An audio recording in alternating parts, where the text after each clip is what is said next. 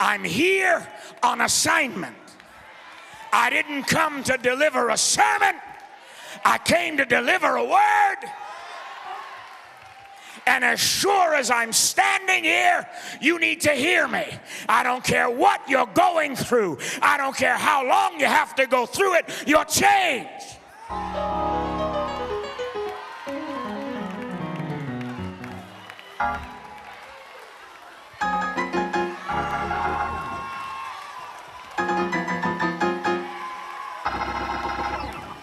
And God is not allowing you to go through this because of some flaw in your life. If the Lord should mark iniquities, nobody's going to be able to handle standing up.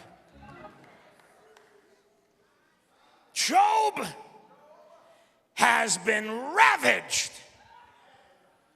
and now is in a place of hopelessness. He's been ravished and is in a place of hopelessness. It's taken 2,000 years for secular psychologists to discover that the most debilitating state that could ever affect the human mind is the state of hopelessness. Dr. Martin Seligman of the University of Pennsylvania, one of the great clarion voices in the movement called positive psychology, coined the phrase learned helplessness to describe the ravages of hopelessness. Backtrack, rewind 2,000 years, and a rabbi from Tarsus talked about the ravages of being without hope and without God in the world. Now, let me tell you something. You have no authority to talk to anyone who's hopeless unless you have tasted it yourself. Because you can't give what you don't have. I don't care how many Bible verses you've memorized. I don't care how well you can quote them.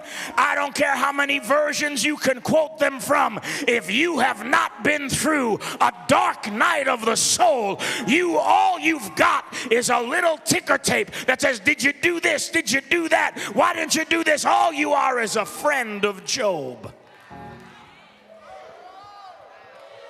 And they did not represent God.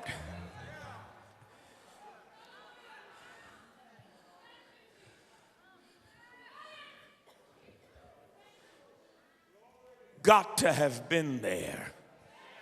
You got to be able to say, I've been there. I've done that. I bought the t-shirt.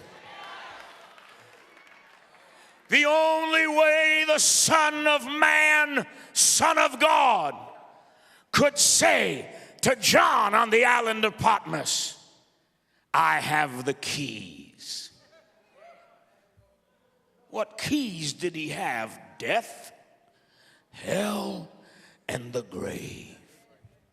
In other words, you can't get the keys of death, hell, and the grave unless you've been there. And he said, I was dead.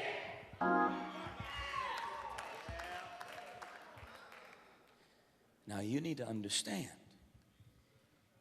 the procession of seasons in the life of a believer requires that at some point you are appointed to experience the experience of the experience of my God, why? And no manipulator of the word is going to be able to prevent you if you mean business with him. You will discover as you go through that they lied to you.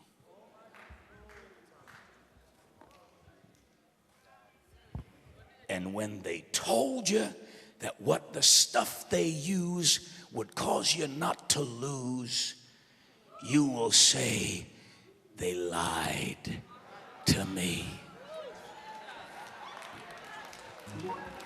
And when you get to that place, you are closer to freedom than you've ever been before.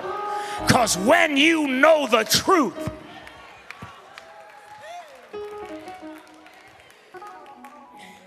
because when you don't prophesy the party line, watch how quick they disenfranchise you and distance themselves from you because you are not helping their brand or marketing strategy.